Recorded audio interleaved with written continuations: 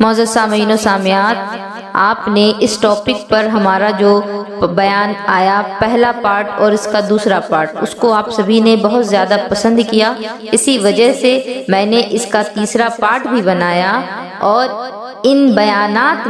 میں نے صحبت کے متعلق جتنے بھی مسائل ہو سکتے تھے، جتنے بھی میرے علم میں آئے، ان تمام کو میں نے بیان کیا۔ لہٰذا میری گزارش ہے کہ جن لوگوں نے اس کا پہلا اور دوسرا حصہ نہیں دیکھا ہے تو وہ بھی دیکھ لیں، تاکہ آپ سبھی کو اس کے متعلق ہر ایک چیز واضح طور پر معلوم ہو جائے، اور ہمارے بیانات کو شیئر بھی ضرور کریں تاکہ لوگ اس پر عمل کر سکیں۔ نحمدہ و نصلی علی رسولہ الکریم، اما بعد فاعوذ باللہ من الشیطان الرجیم، بسم اللہ الرحمن الرحیم۔ معزز سامعین و سامعات، السلام علیکم ورحمۃ اللہ وبرکاتہ۔ معزز سامعین و سامعات، آج ہم اس بیان میں جانیں گے کہ کیا بیماری کی حالت میں بھی ہم بستری کی جا سکتی ہے، اور صحبت جب کی جائے، ہم بستری جب کی جائے تو اس کے پیچھے مقصد کیا ہونا چاہیے، ہماری نیت کیا ہونی چاہیے؟ کیا صرف لذت کے لیے ہی کرنا چاہیے یا پھر اس کے پیچھے کوئی مقصد بھی ہوتا ہے؟ ساتھ ہی ساتھ میں آپ سبھی کو یہ بھی بتاؤں گی کہ زیادہ صحبت کرنے سے نقصان ہوتا ہے یا اس کے فائدے ہیں۔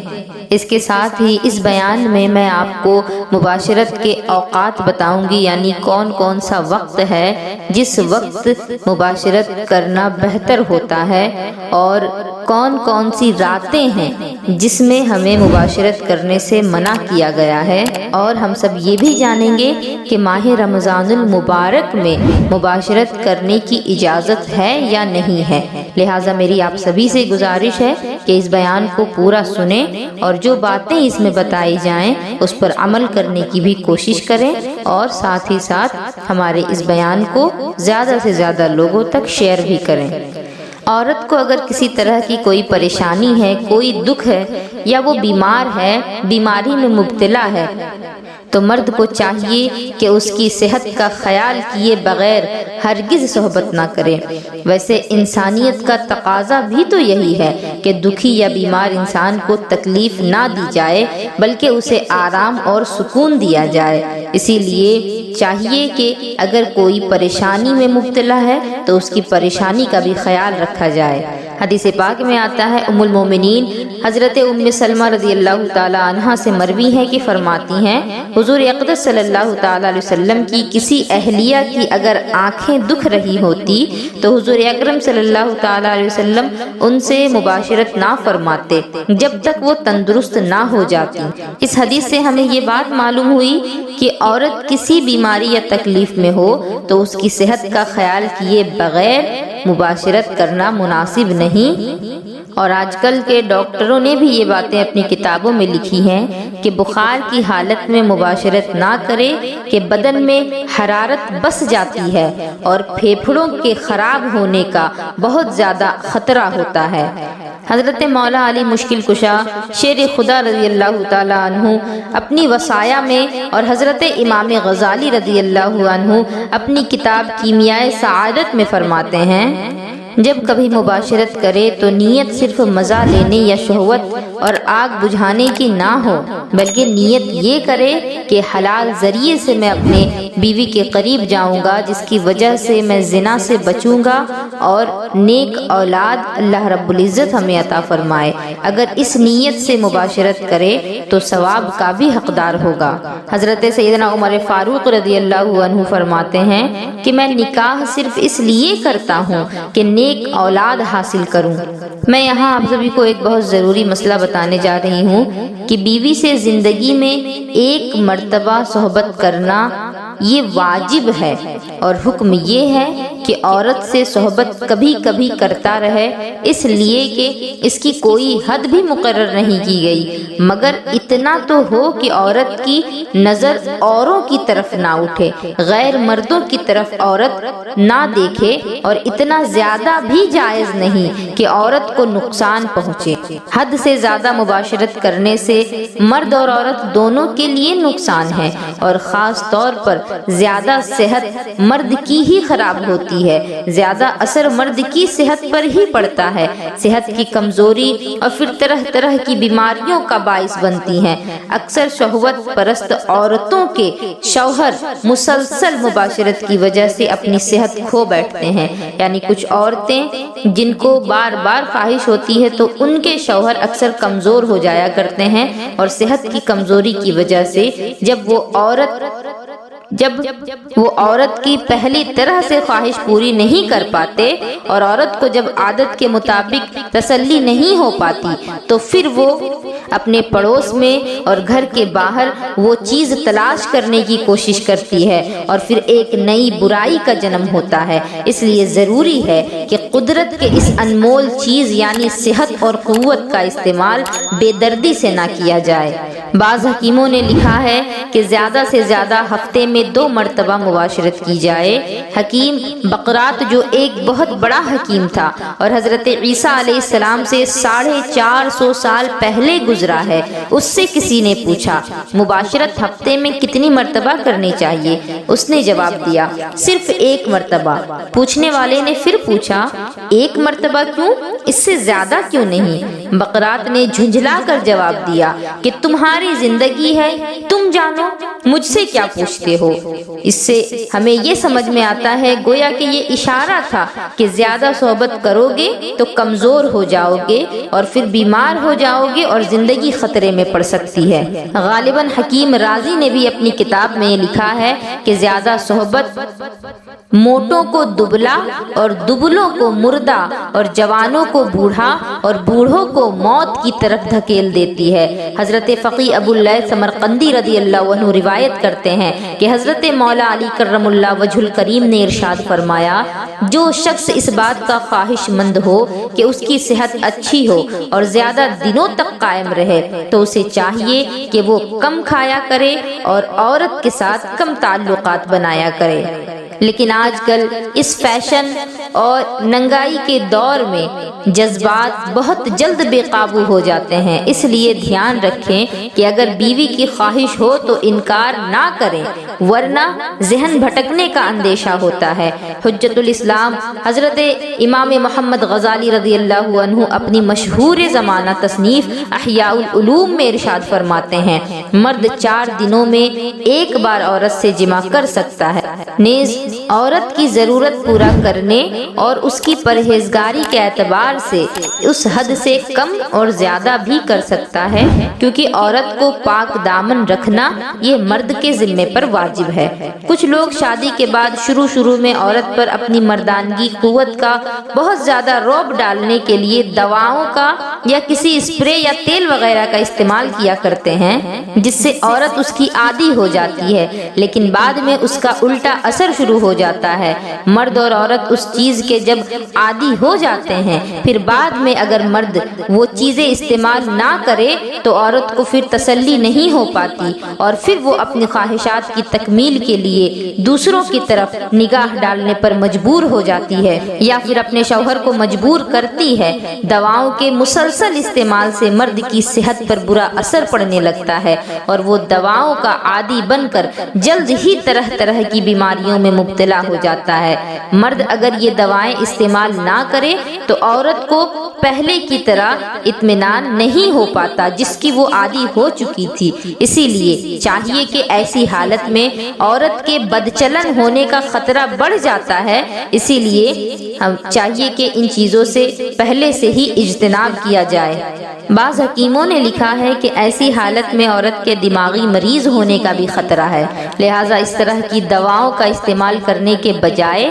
طاقتور غذاؤں کا استعمال کریں۔ غذا کے ذریعے بڑھائی ہوئی طاقت ختم نہیں ہوتی اور نہ ہی اس سے کسی طرح کا کوئی نقصان ہوتا ہے۔ اب میں آپ کو بتانا چاہوں گی کہ کون سے ایسے اوقات ہیں جس میں مباشرت کی جائے۔ شریعت اسلامی میں مباشرت کے لیے کوئی خاص وقت تو نہیں بتایا گیا۔ شریعت میں علاوہ نماز کے اوقات کے یعنی نماز کے وقتوں کے علاوہ دن اور رات کے ہر حصے میں صحبت کرنا جائز ہے، لیکن بزرگوں نے کچھ ایسے اوقات بتائے ہیں جن میں صحبت کرنا صحت کے لیے فائدہ مند ہے۔ حضرت امام محمد غزالی احیاء العلوم میں ام المومنین حضرت عائشہ صدیقہ رضی اللہ تعالی عنہا سے راوی ہیں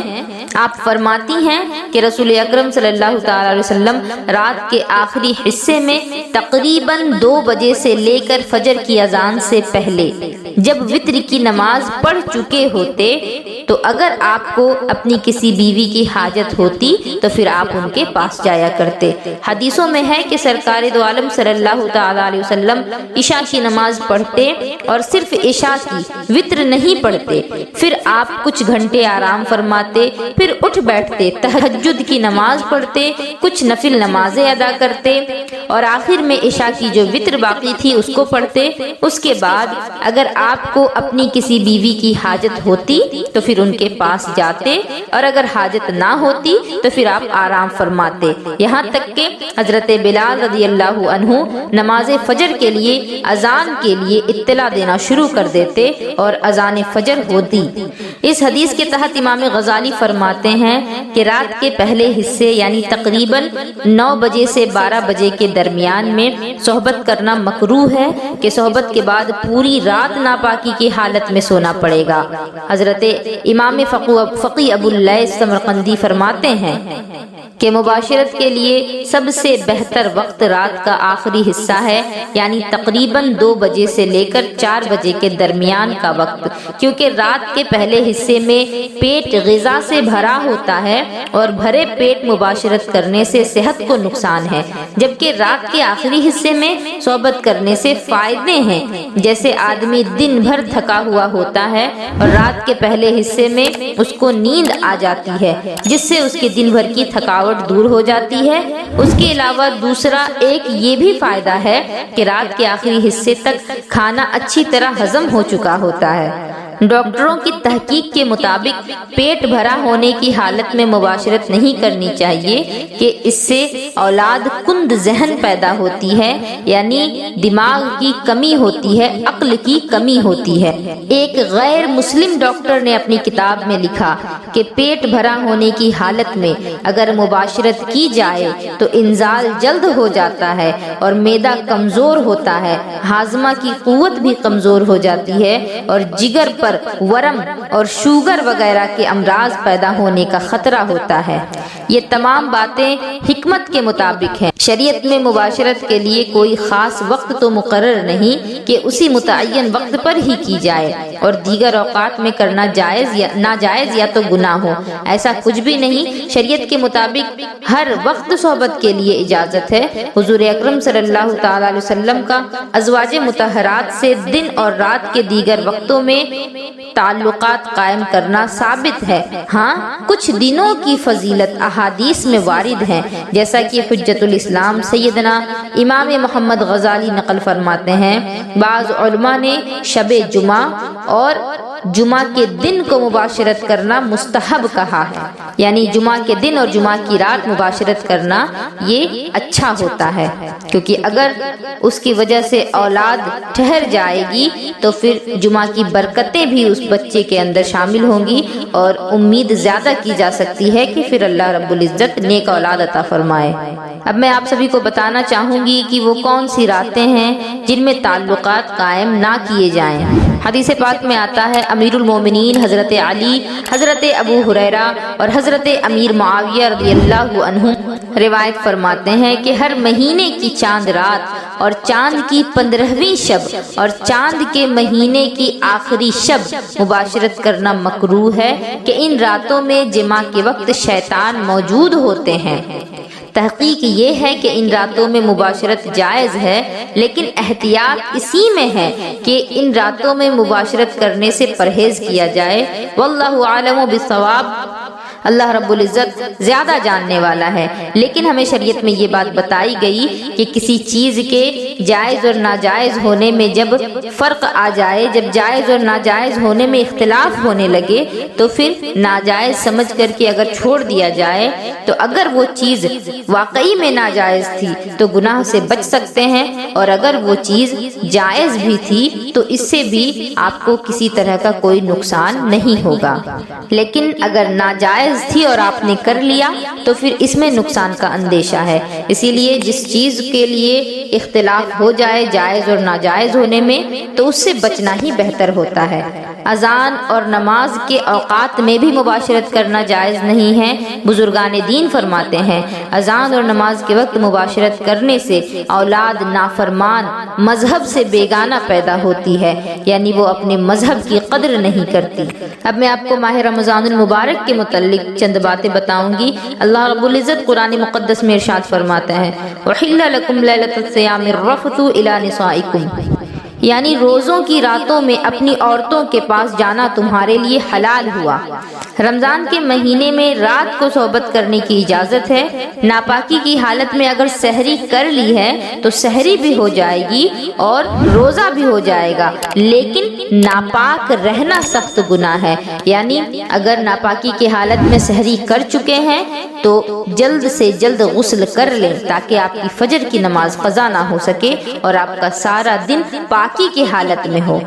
روزے کی حالت میں مرد اور عورت نے مباشرت کی تو روزہ ٹوٹ گیا۔ مرد نے عورت کا بوسہ لیا یا چھوا یا پھر گلے لگایا اور انزال ہو گیا تو روزہ ٹوٹ گیا، اور عورت کو کپڑے کے اوپر سے چھوا اور کپڑا اتنا موٹا ہے کہ بدن کی گرمی محسوس نہیں ہوتی تو روزہ نہیں ٹوٹا، اگرچہ مرد کو انزال ہو گیا، اور اگر عورت نے مرد کو چھوا اور مرد کو انزال ہو گیا تو روزہ نہ گیا، کیونکہ یہاں مرد کی طرف سے خواہشات بالکل بھی نہیں تھی۔ کسی نے مرد کو یا عورت کو روزے کی حالت میں مجبور کیا کہ وہ جمع کرے اور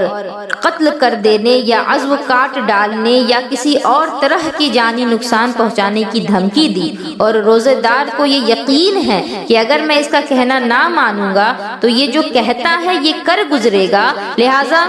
اس صورت میں بھی اگر اس نے جمع کر لیا تو روزہ ٹوٹ جائے گا، لیکن کفارہ لازم نہیں ہوگا، صرف روزے کی قضا رکھ لے تو روزہ ہو جائے گا، کفارے کی ضرورت نہیں پڑے گی۔ عورت نے مرد کو جمع کرنے پر مجبور کیا تو مرد اور عورت کا روزہ ٹوٹ گیا، لیکن عورت پر کفارہ واجب ہے، مرد پر نہیں ہے، بلکہ وہ صرف قضا روزے ہی رکھے گا، کیونکہ یہاں مجبوری عورت کی طرف سے کی گئی تھی، اور جان بوجھ کر کے مرد نے روزے کی حالت میں عورت سے جمع کیا، چاہے انزال ہو یا نہ ہو، یعنی کہ منی نکلے یا نہ نکلے، روزہ ٹوٹ گیا اور کفارہ بھی لازم ہوگا، کیونکہ یہاں جان بوجھ کر کے کیا گیا۔ اب میں آپ کو بتا دوں کہ کفارہ ہے کیا۔ کفارہ یہ ہے کہ ایک غلام آزاد کرے، جو کہ آج کے دور میں ہو نہیں سکتا۔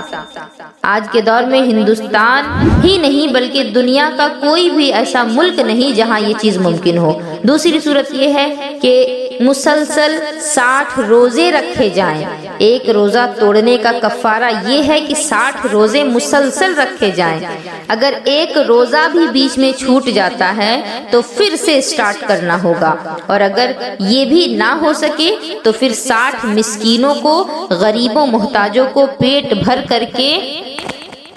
دونوں وقت کا کھانا کھلا دیا جائے، اور روزے رکھنے کی صورت میں اگر بیچ میں ایک دن بھی چھوٹ جائے تو پھر سے دوبارہ اسٹارٹ کریں اور 60 روزے رکھیں۔ پہلے رکھے ہوئے جو روزے تھے ان کی گنتی اب نہیں کی جائے گی، یہاں تک کہ اگر 59 روزے بھی رکھ چکا تھا اور 60واں روزہ نہیں رکھ سکا، پھر سے روزے دوبارہ رکھنے پڑیں گے، پہلے کے جو 59 روزے تھے وہ بیکار ہو جائیں گے۔ لیکن اگر عورت کو روزے رکھنے کے دوران حیض شروع ہو جاتا ہے تو پھر وہ روزہ رکھنا چھوڑ دے، پھر حیض سے پاک ہو جانے کے بعد بچے ہوئے روزے پورے کر لے۔ مرد کے ساتھ اس طرح کی پریشانی نہیں ہے، لیکن عورتوں کے ساتھ ہے، اسی وجہ سے عورتوں کو مہلت اور اجازت بھی دی گئی۔ اسی وجہ سے حیض سے پہلے جو روزے تھے ان کو بھی گنا جائے گا، اور حیض کے بعد جو روزے رکھی ہیں ان کو بھی گن کر کے جب 60 روزے ہو جائیں تو کفارہ ادا ہو جائے گا، اور اگر کفارہ ادا نہیں کیا تو پھر سخت گنہگار اور قیامت کے دن سخت عذاب کے مستحق ہوں گے۔ معزز سامعین و سامعات، میں نے یہ جتنی بھی باتیں آپ کے سامنے بیان کی ہیں، یہ ساری باتیں بہت زیادہ مشکل نہیں ہے اس پر عمل کرنا۔ اگر ہم نے ان پر عمل کر لیا تو اس سے ہمارے لیے بھی فائدہ ہے اور ہمارے آنے والے نسل کے لیے بھی فائدہ ہے۔ ہمارے لیے تو فائدہ اس طرح سے ہے کہ ہماری صحت اچھی رہے گی اور ہمیں اللہ رب العزت نیک اور صالح اولاد عطا فرمائے گا۔ اور اگر ہم نے ایسا نہیں کیا، جو غلطیاں ہم پہلے کر رہے تھے، اگر اس بات کو جاننے کے بعد بھی وہ غلطیاں کریں گے تو پھر ہو سکتا ہے کہ اگر آج تک ہمارے لیے نقصان کا باعث یہ باتیں نہیں بنی تو مستقبل میں نقصان کا باعث بن سکتی ہیں، کیونکہ جب تک معلوم نہیں ہوتا تب تک پکڑ ہونے کی گنجائش کم ہوتی ہے، لیکن جب معلوم ہو جاتا ہے، جب علم آ جاتا ہے تو اس کے بعد پکڑ ہوتی ہی ہے اگر آپ نے عمل نہیں کیا تو۔